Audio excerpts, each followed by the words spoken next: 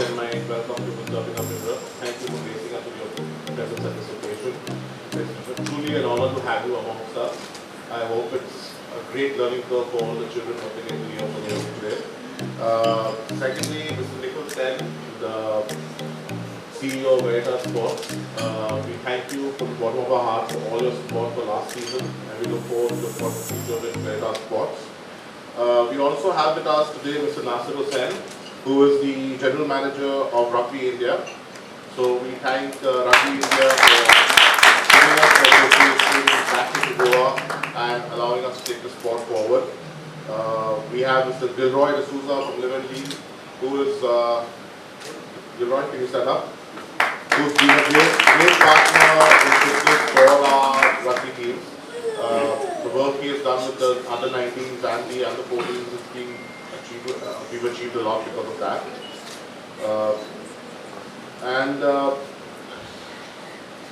Abhishek is here as well with Veritas, so I thank you all for coming. The man who needs no introduction to anybody in India is Mr. Abhinav Bindra. I mean, we all look up to him as our sporting hero. The first individual gold medal in the Olympics for India. So that's a great achievement, which was in the year 2008. Not only that, world champion, and now in the field of sports. So we look at extending our relationship with Goa Rugby with Mr. Bindra in getting our children in Goa to a fitness level that can take them to the world stage.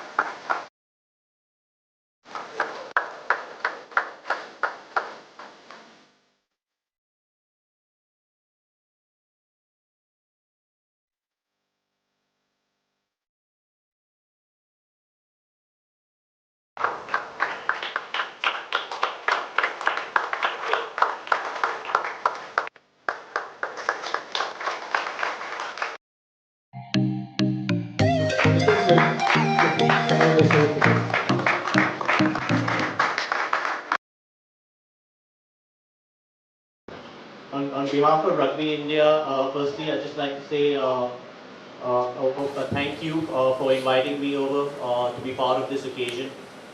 I'd also like to welcome and thank Mr. Abhinav Bindra for taking time out to come and be part of this fraternity.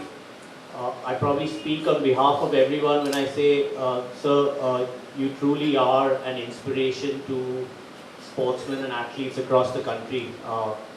So thank you for coming to share your time and hopefully a few words later with the future of rugby in Goa. Furthermore, I'd like to thank Veritas Sports and Mr. Nikhil Sen for your support towards Goa Rugby.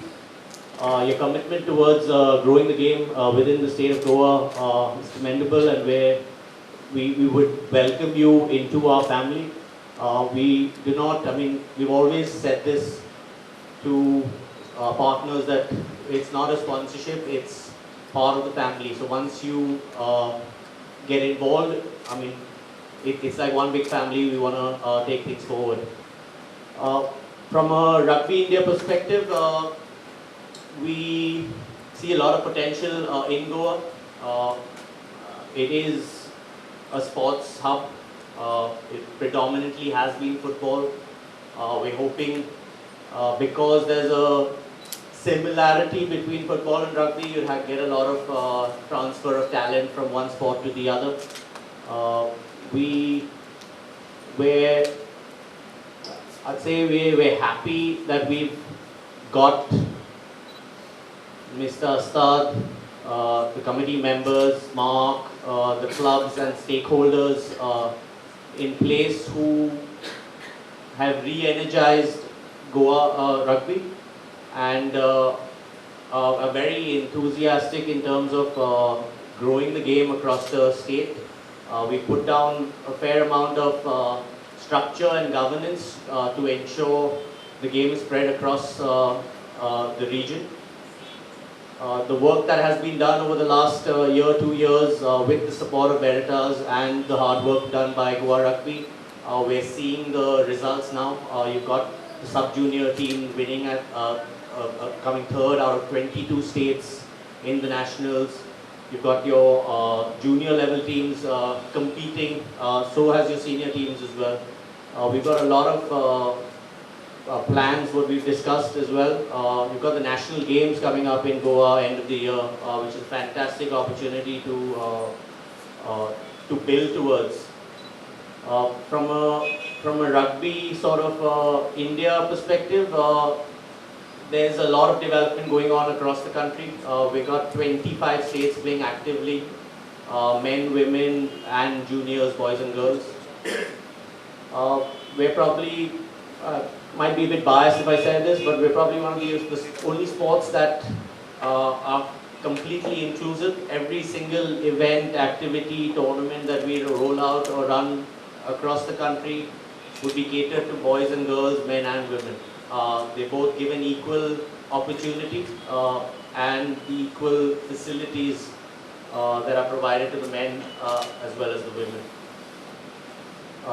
Just in terms of the Get Into Rugby program that we was highlighted earlier, we've been running it for the last 5 years, and the last 2 years has been really good for the growth of the game across the country. We've reached out to over 170,000 kids last year in 2018, which, as per World Rugby statistics, got us at number 1 in terms of participation reach across Asia and number 2 globally. So there is a fair amount of acknowledgement that we've been getting for the work being done at the grassroots level from our parent international federations as well.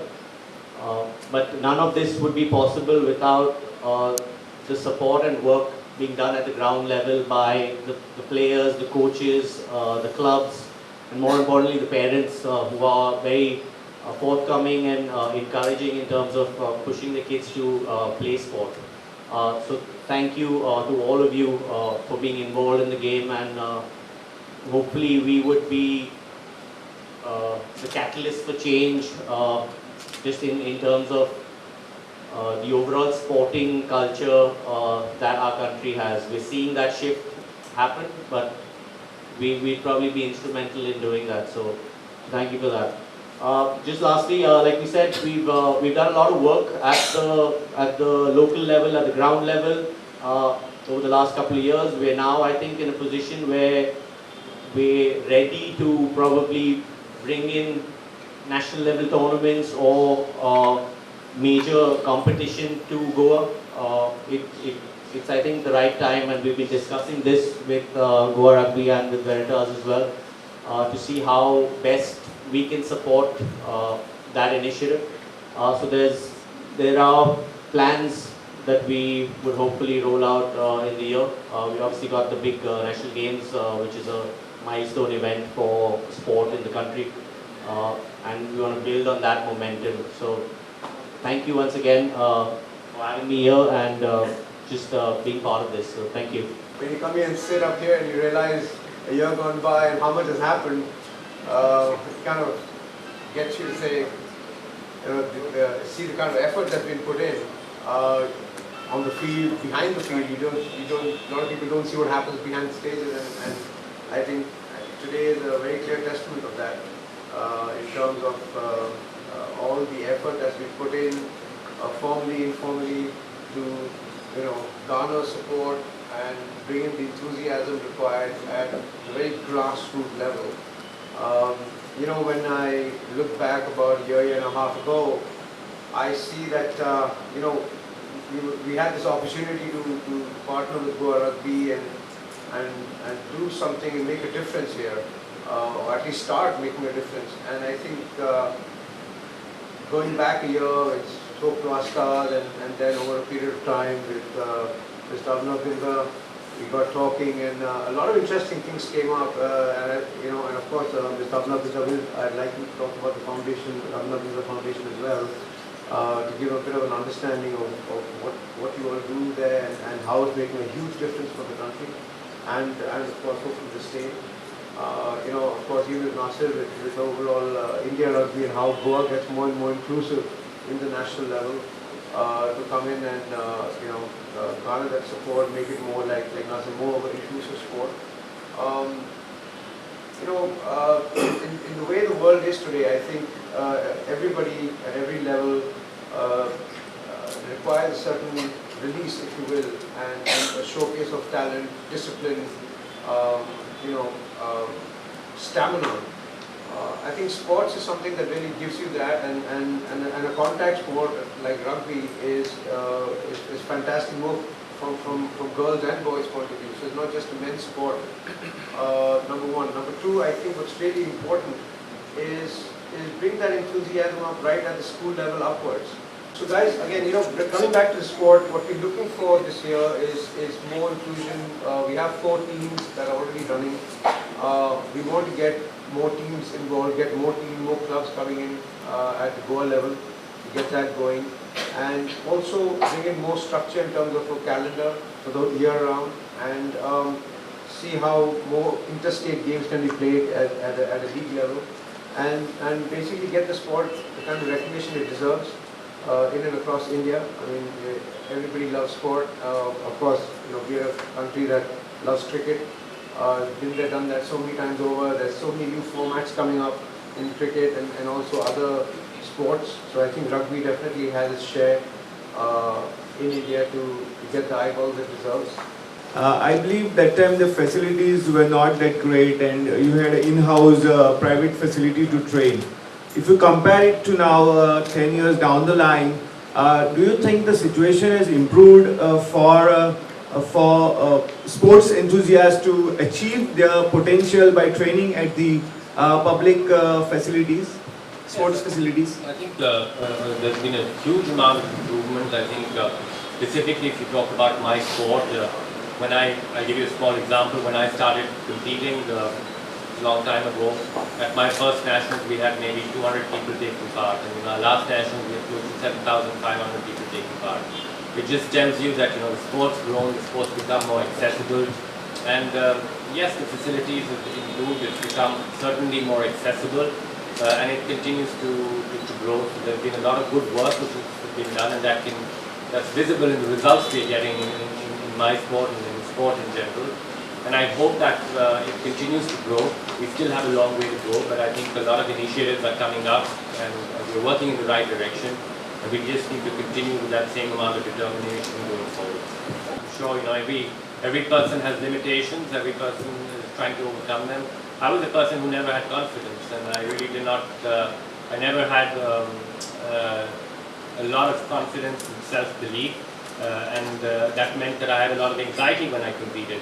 But I had to work through that, and it was continuous work. But I still did manage to win a gold medal at the Olympics. So it means that with effort, with hard work, you can overcome a lot of challenges. But for me personally, that was a very big challenge that I had to overcome. Before each competition, I was very, very nervous, and it was tough. But I had to endure it. I had to find a way, and I certainly did that with a lot of focus on the process, in the process of training. And my whole goal, I was not very outcome driven, but I really focused on working hard and training hard, and that really helped me when I competed.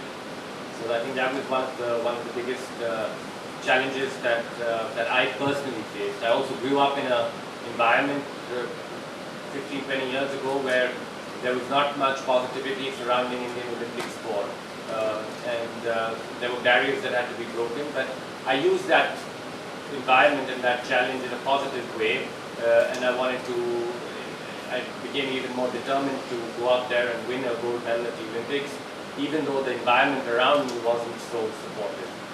So obviously everybody will have challenges, but I think if you continue to persevere and if you continue to have the determination to overcome those challenges, I'm sure everybody will be able to achieve the goals they set. Expected you to say the medal when you go home. But it's what he said, like that particular moment, which would have played a big part in shaping your career. That's the one thing I really like about it. The question what I want to say is, this, as you said, that the Olympic sports not much consideration in India. So when you took up this sport, you must have been asked by people, why don't another sport like cricket, something which should get you fame? But you fought through it. Was there any time in your career when you thought like, okay, I had enough of this, I want to give up? No, it never struck me because I really had zero talent in any other sport. So I'll tell you the real story why I started the sport. I was a very fat boy and I hated, I was a champion at missing physical education classes in school. That was my real talent that I had. And then one fine day I was taken to my first coach and I was introduced to the sport of shooting. And I loved it because to be successful in shooting, I just had to stand still. So that was the real reason why I took up the sport. And so it never really mattered to me, even though the environment around was negative at times.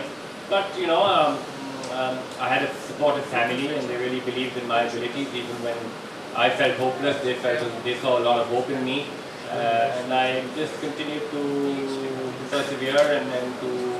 I remained honest to my goals, and you know, very early on in my career, I had a goal that I wanted to go to the Olympics, and I wanted to win a gold medal at the Olympics, and I just kept working for it. So there were, being very honest, there were moments when I wanted to quit, and you know, I felt that maybe every second or third day, but after a good night's sleep, I just woke up and got back to work. You know, when I started, I remember the first time when I went abroad for shooting. I was 12 and a half years old. And I went to Germany to train, and you know, I had the shooting equipment was very heavy, but then I had a school full of books which I had to travel with all the time. I was also fortunate that I had a supportive school which supported my my sports career, but it was a lot of work, but it was important to do a bit of both. And I think we're often asked that question, how do you balance it out? Do we just focus on sport or education as well? And I really feel that education is equally important, and it actually will help you also in the field of play and in sport as you develop and balance, find some sort of a balance in life. I think that is something very important. So there's no clear answer to it, but you just need to work hard and work harder than all your other friends in school. Young superstitious sportsman? No, I had no superstition. As I was telling you that I was so nervous before every competition.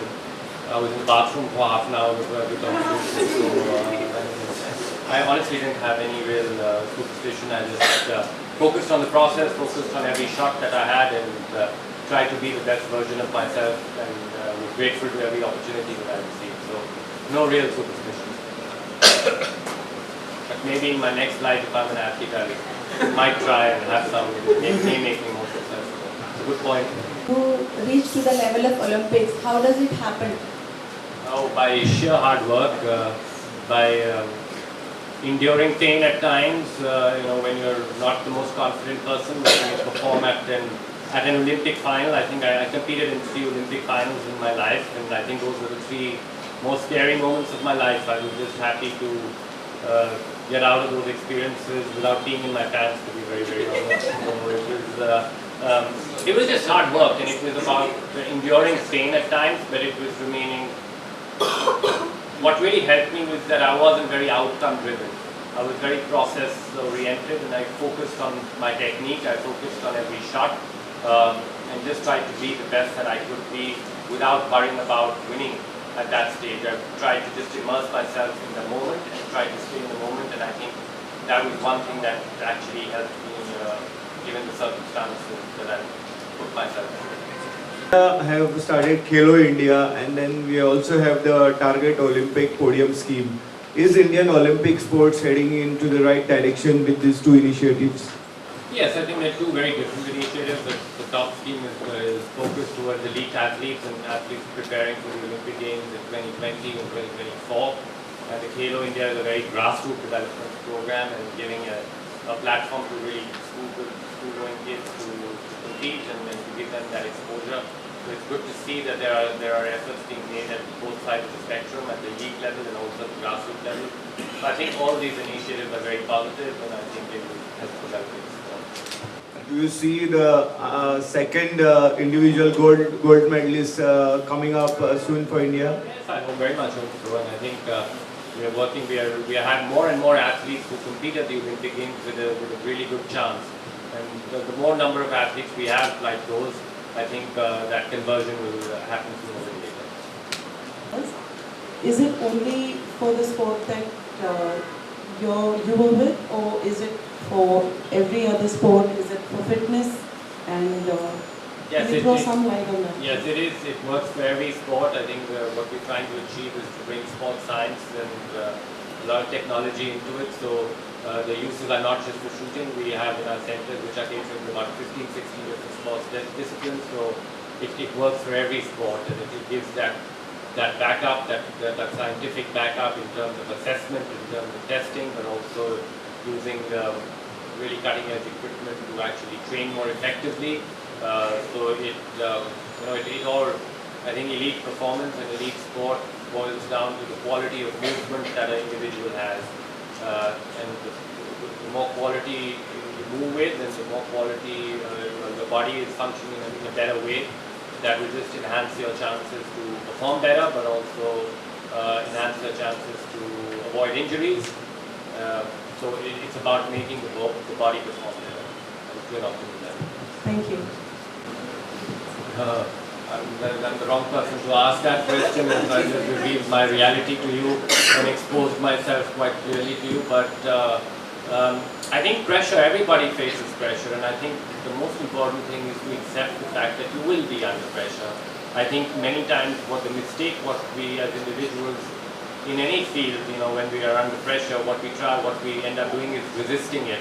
And when we resist it, we actually make it even worse. So when you're under stress in any situation, on the sports field or outside of the sports field, is to accept that you're under pressure. And as soon as your mind and body accepts it, then you start to work with it. And if you start to work with the pressure, if it's at an optimum level, it will actually help you perform a little bit better, because you will have that little bit of edge to be the best that you can be. And it will push you to give your absolute best. So it is about accepting. I think acceptance is a very big thing, and not resisting it. It's not, when you're under pressure, it's not a very comfortable feeling that you have. And we all try to resist it. We all try to build a wall against it. And I think that is a mistake. We just accept it, accept that dirty feeling or that uncomfortable feeling, and just work with it. Then after a while, you're actually able to get the best out of it. Goosebumps. A lot of the kids, the younger kids here, will not remember the moment in 2008 when India saw you on the podium. Don't worry, I also don't remember. I mean, I think it brought pride and gave goosebumps to every Indian. I still remember the picture very vividly of you standing there holding your medal and a bouquet in your hand, looking up at the Indian flag while the national anthem was playing. What was going through your mind? When was the moment when you realized that, gosh, I'm not going to control my language, but gosh, I'm Olympic gold medalist. But what was that moment? Was it the final shot when you were standing there? What were the thought processes going through your mind? Yes, I think for that Olympic final, I was so immersed in the process of just competing and in the process of just focusing on every shot. I had a lot of detachment from the actual outcome. So I think it was obviously a very, very thrilling moment, but the greatest thrill was that I was able to perform the best 10 shots of my life under the most amount of duress that I ever faced in my life. So I think more than anything, there was an immense sense of satisfaction. That a lot of, I spent 15 years of my life just living that dream morning till night until that moment, just for that moment, and it was a lot of satisfaction that I was actually able to achieve what I set out to do. When you're under that much pressure and you have to give your best, it is also a very exhausting process. So the moments just after winning, I was actually pretty done and spent, because it took a lot out of me to be able to stand up to that amount of stress, to be able to perform. So it took a while to actually come, for it to actually sink in that I had achieved what I had set out to do. But really, probably looking back, the real reason why I succeeded in that game was that level of detachment I had from the outcome. So, frankly, it didn't matter to me if I had won a gold medal or not. What really mattered to me was that I'd been able to give my best on every single shot, and I was able to do that. And that is actually the greatest thrill. The medal is nice.